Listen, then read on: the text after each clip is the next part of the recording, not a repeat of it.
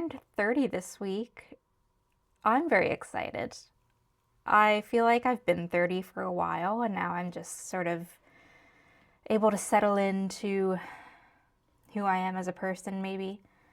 But yeah, anyway, I've mostly spent this week just with family or at my apartment, just puttering around. But today's Friday, it's the end of the workday, and I'm just gonna go run a few errands and then do some cooking.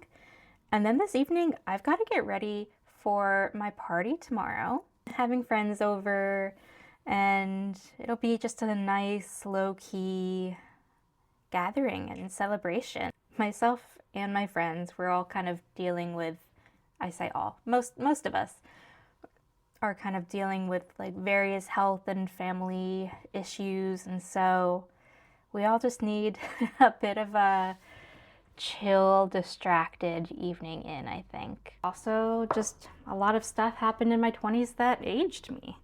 Yeah, COVID and loss of a parent and family illness. Like, I don't know, I feel like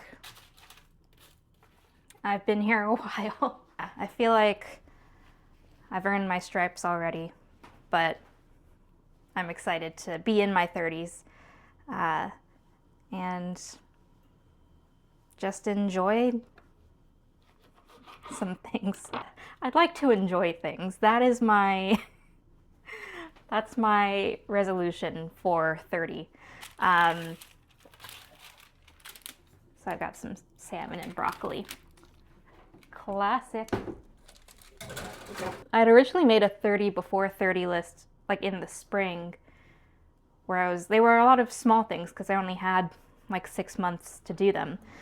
But yeah, 30 before 30, and then stuff happened and I was like, well, I'm not doing any of this. I think I got one thing done. I drove somewhere by myself. I've had my full license for years. I just never use it, so now I've done it. And so that was one thing that was on the list that I was able to remove and check off.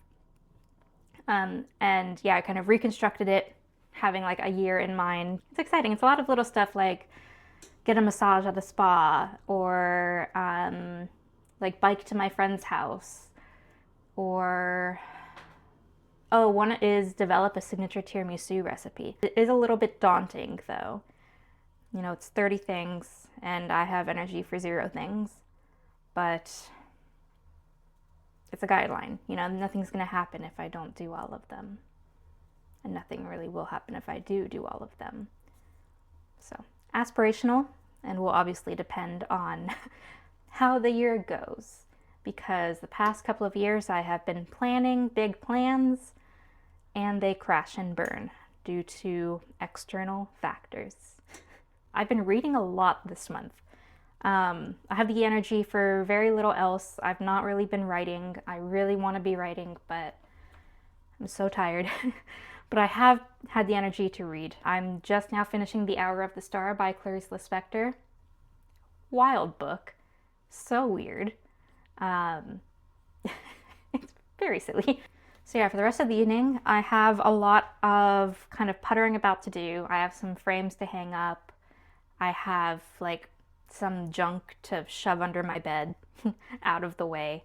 I just ran some errands and bought a bunch of little things that I need like for hosting, and I'll put those away. And then I'll kind of start to get stuff prepped for tomorrow. I don't want to get too much ready beforehand, but kind of get everything ready to be put together. And yeah, my first week of 30. If anyone has any advice, any insight, I'm open. Okay, so unfortunately, I just sort of locked in and did a whole bunch of cleaning. I cleaned the whole kitchen, and then baked some brownies for tomorrow, and then cleaned the kitchen again, cleaned the whole bathroom, top to bottom, moved a bunch of stuff around. Just like generally tidying up and putting things away that I don't need. I didn't take any before shots, and the after shots are not very impressive. but I'll show you around. I had a bunch of clutter on the table, but now I've just got a bunch of frames, all of the pictures that need to go into the frames, and they are ready to hang in the morning. I just didn't want to be bashing into my wall. It's like 11 p.m. now. And then of course, here's the coffee table that is actually cleaner than it was before. Now I've just got books that I'm working on, tripod, some nail oil, and then I need to put away my projector and some bags, and there's some laundry drying.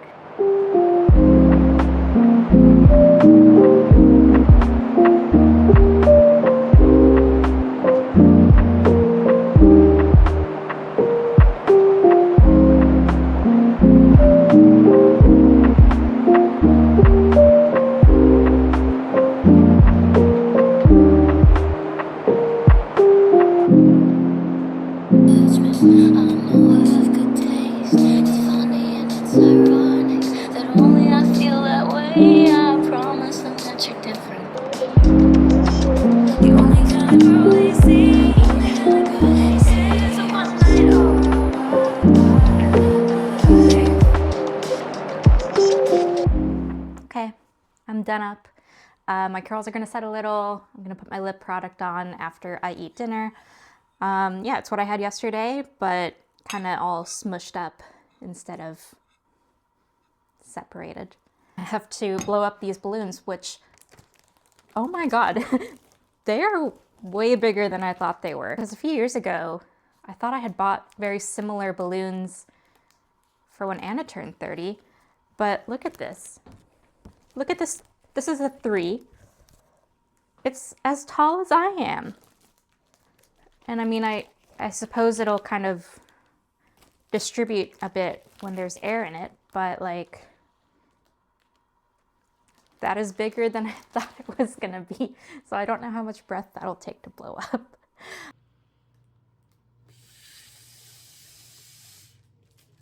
This is working for reference. It's just so large.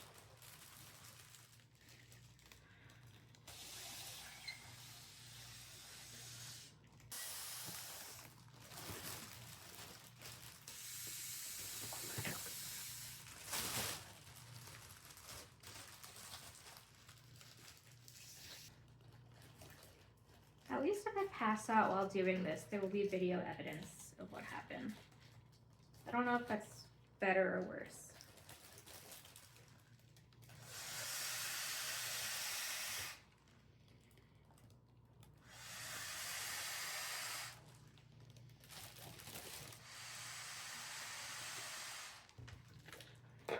I'm so proud of myself.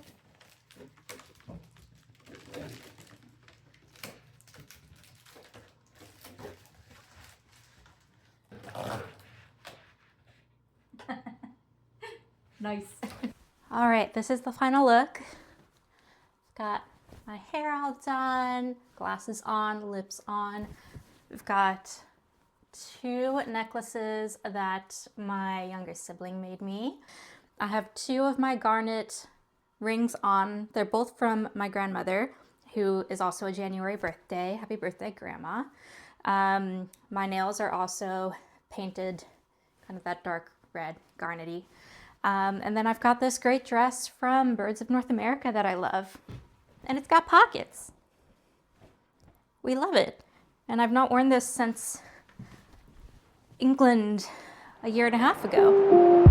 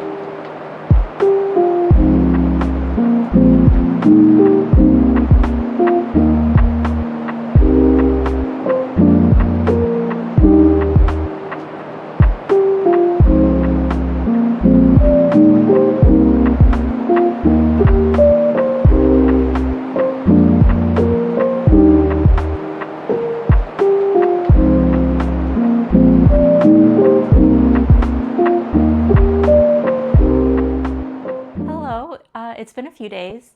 I have these new earrings from my friend Anna, and I'm liking them a lot. I like they do a little jingle.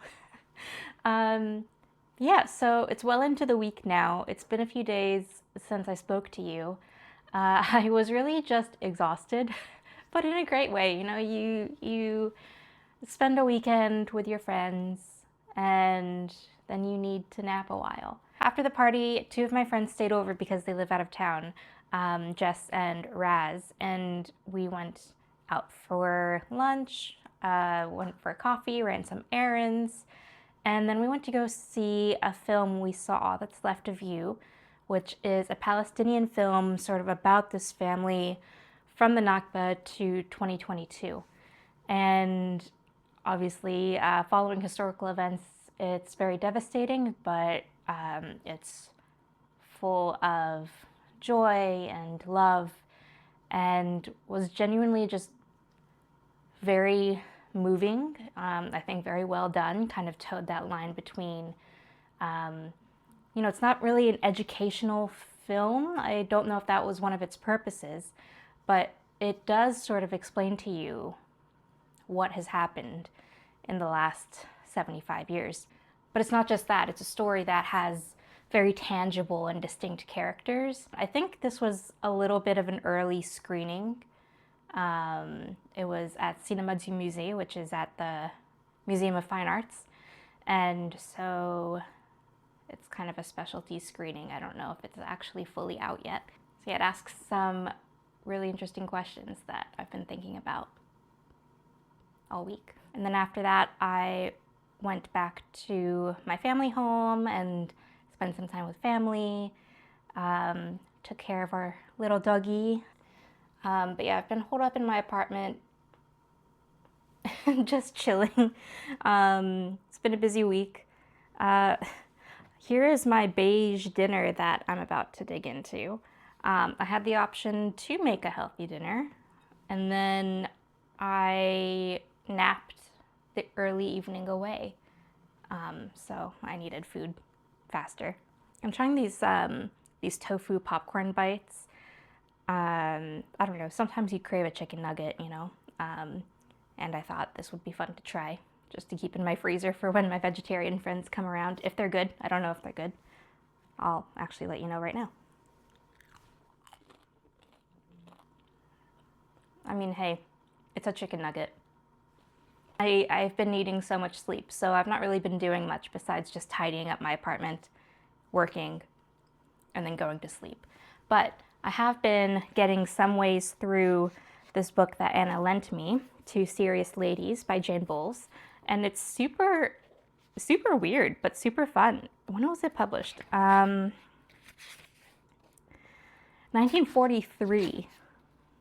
That feels wild. It feels way more modern than that. It's a modernist cult classic, mysterious, profound, anarchic, and funny that follows two respectable women as they descend into debauchery. And so yeah, we're following Mrs. Goring and Mrs. Copperfield, and they get into shenanigans. I'm excited. I'll just be reading that for a bit, I think. And also, I got in the mail this pillow from my grandma, and I love it. A room without books is like a body without a soul, says Cicero. And yeah, I love this. It's on the book chair now, and I think that was just what it needed. So yeah, I had cake for breakfast. I'm working through this bottle of wine that was left open. So things are going well. And yeah, it was just such a lovely time. I love my friends so much, and they know me so well. They got me so many beautiful gifts and wrote such thoughtful, lovely cards. And yeah, I've just been filled with love all week. It's been really nice.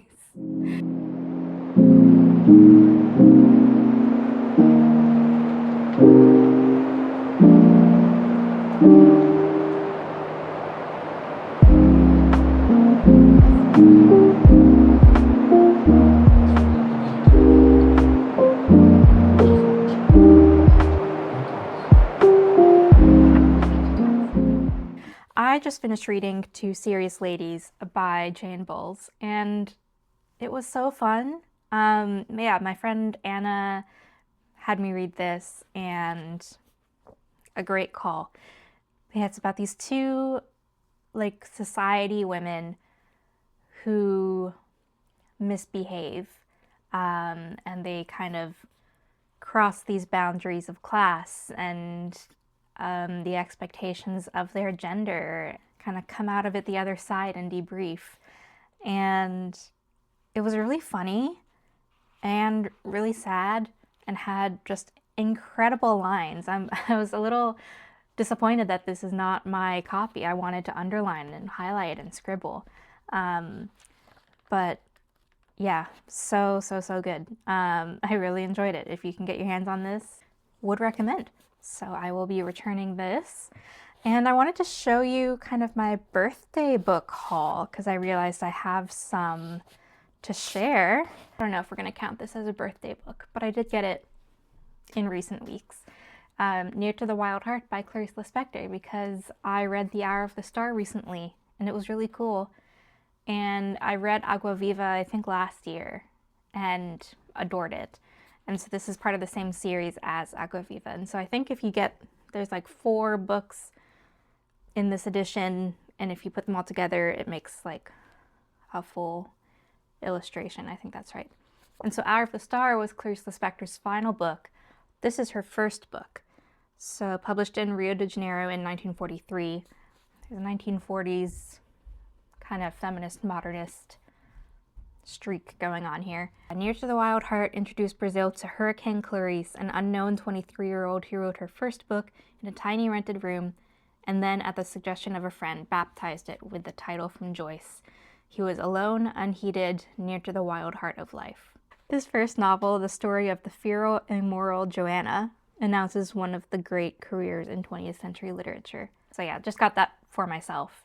Another book that I got for myself, this was when Jess, Raz, and I went to Cinema du Musée, and we had like 20-30 minutes to kill, and so we stopped by the museum gift shop for the Fine Arts Museum, which is a decent gift shop. They've got a lot of good stuff, like from the collection, from kind of exhibitions that go through, and they also have just a lot of cool books, like a lot of cool art books. And this one really caught my eye. This is Nature Notes of an Edwardian Lady by Edith Holden. And it's just like this woman's diary about her garden. And let's see. Yeah, so each month there's some entries, and there's entries per, and there's, yeah, some entries that are just describing what was happening that day in the garden. And then there's poems. It's like a commonplace book. And these just gorgeous illustrations. Oh, look at this. So I just loved it. There isn't... Oh yeah, there aren't any entries in January, like at the specific days, so there wasn't like my birthday entry. I mean, because obviously there's not much that happens in the garden in January in England. But even so, I like her entries that are just like kind of diary / commonplace. Like that's how I like to have my journal, that it's kind of a mix of what I did that day, scrapbook, commonplace, just a random poem in there, random quote. So yeah, I really liked this, and I look forward to having it just around and browsing through it and seeing what happens in this beautiful garden. It's just a fun book to have. Okay, so those are the books that I got myself. My friends got me books that I've never heard of and sound incredible. Well, first my friend Aaliyah got me this really cool friendship book, which I guess very similar to the Edith Holden book, is like kind of quotes per day. So this one is a little different. It's like there's a quote for every single day, and just quotes about friendship. And a lot of them are like biblical quotes, but a lot of them are literary or are not attributed to anyone. So I don't know if like Patience Strong herself wrote the quotes, but yeah, another fun kind of pick up that day's quote. So for February 8th, it's called Contentment. Don't despise contentment, for it's something rich and rare. In an age of restlessness, frustration, and despair, it is an achievement, in itself a victory, to make a world within a world and live contentedly. Heaven's where you make it, and its treasures you will find, wherever you may seek with thankful heart and quiet mind. So this is Odd Body by Rose Keating, and my friends Haley and Steven got this for me. I feel like I might have seen this cover. It looks very familiar. I love this cover. It's incredible. The kind of cotton sheep, and then the big contrast, and like the illustration vibe. Like, love. This is why I wonder if I have seen it, because I feel like if I had seen this, I would have picked it up. It's a collection of short stories by Rose Keating, who's an Irish writer. And on the back it says, it's her debut collection, explores the beauty, weirdness, and terror of being alive through characters who care for worms and ghosts, give birth to eggs, sprout wings, and grow sheep, yet are deeply relatable and heartbreakingly honest. This sounds right up my alley. The titles of the stories are so fun. There's obviously Odd Body, Squirm, Bella Lugosi Isn't Dead, Notes on Performance, Eggshells, The Vegetable. Yeah, like, I don't know these stories at all, but I'm immediately drawn in. I am really excited to read these. But yeah, I don't know anything about this book. And just flipping through really quick, it seems like it's a writing style that I enjoy. Nailed it. So my friend Anna is Australian, and when she goes back to Perth for the holidays, she brings back a lot of kind of local authors and local writing, because I love that kind of thing. That's what I do. I mean, I'm very attuned to the local Montreal literary scene. And then when I travel, I often try to get like chapbooks or small press books that are local to that area. And so that's what Anna does for me when she goes back home. And so she's brought back Eden Glassy by Melissa Lukashenko. I know nothing about it, but it's obviously won several awards. And it is two extraordinary Indigenous stories set 5 generations apart. When Mulanian meets the beautiful Nita and Eden Glassy, their saltwater people still outnumber the British. As colonial unrest peaks, Mulanian dreams of taking his bride home to Ugambe country, but his plans for independence collide with white justice. 2 centuries later, fiery activist Winona meets Dr. Johnny. Together they care for obstinate centenarian Granny Eddie, and sparks fly, but not always in the right direction. What nobody knows is how far the legacies of the past will reach into their modern lives. So it's a brilliant epic novel. Torches Queensland's colonial myths while reimagining an Australian future. So my friend Jess got me this book, We Always Treat Women Too Well, by Raymond Queneau. Yeah, it's French. Yeah, translated from the French by Barbara Wright. Introduction by John Updike. And it's a New York Review of Books book. So we love those. We Always Treat Women Too Well was first published as a purported work of pulp fiction by one Sally Mara. But this novel by Raymond Queneau is a further manifestation of his sly, provocative, wonderfully wayward genius. Set in Dublin during the 1916 Easter Rebellion, it tells of a nubile beauty who finds herself trapped in the central post office when it is seized by a group of rebels. But Gertie Girdle is no common pushover, and she quickly devises a coolly lascivious strategy by which, in short order, she saved the day for king and country. Queneau's wickedly funny send-up of cheap smut, his response to a popular bodice ripper of the 1940s, again, 1940s, exposes the link between sexual fantasy and actual domination, while celebrating the imagination's power to transmute crude sensationalism into pleasure pure and simple. That sounds bonkers. So I'm looking forward to getting around to those sometime. I'm not sure when, but my next read, it's on the floor, is Funny Weather by Olivia Lang. I've had this for a few years now and overdue to get around to it. Because I was picking what book to read next, and in my queue I have Highland Fling by Nancy Mitford, but I thought, okay, we've got a lot of kind of modernist novels in the queue. I need a little bit of a break. So yeah, I decided to go the nonfiction route and pick this one up. It's a collection of essays. Olivia Lang makes a brilliant case for why art matters, especially in the turbulent political weather of the 21st century. It explores loneliness and technology, women and alcohol, sex and the body. With Lang's characteristic originality and compassion, Funny Weather celebrates art as a force of resistance and repair. Yeah, I wanted to get into some nonfiction a little bit of light theory.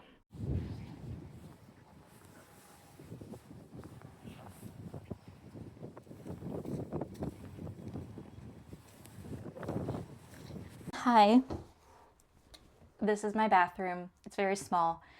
I don't know if this will be even interesting to watch, but I'm installing a bidet. Where'd it go?